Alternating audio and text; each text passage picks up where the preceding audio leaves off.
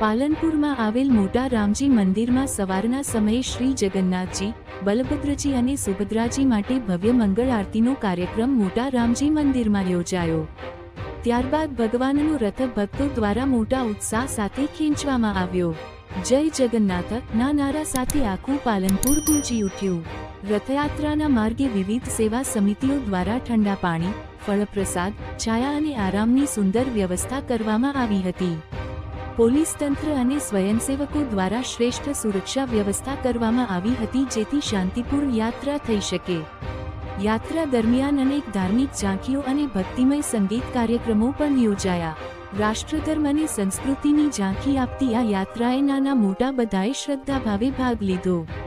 આ યાત્રા પાલનપુર માટે માત્ર ધાર્મિક મહોત્સવ નહીં પણ એક સંસ્કૃતિના ઉત્સવ તરીકે સાબિત થઈ છે. યાત્રા નગરમાં ભ્રમણ કરી નિજ મંદિરે પહોંચી ત્યારબાદ પૂજા અર્ચન કરી ભક્તો માટે વિશાળ મહાપ્રસાદ અને સંગીત કાર્યક્રમ યોજાયો હતો. અંતે એ જ કહીશ કે રથયાત્રા માત્ર એક રિવાજ નથી પણ એ છે એક ભક્તિ અને સમરસતાની ઉજવણી. હવે આપની પર્વભૂમિ પાલનપુર યાત્રાની ઝાંખી લઈને હું લઉં છું વિદાય. હું દેવ પ્રજાપતિ, પવન એક્સપ્રેસમાંથી પાલનપુર.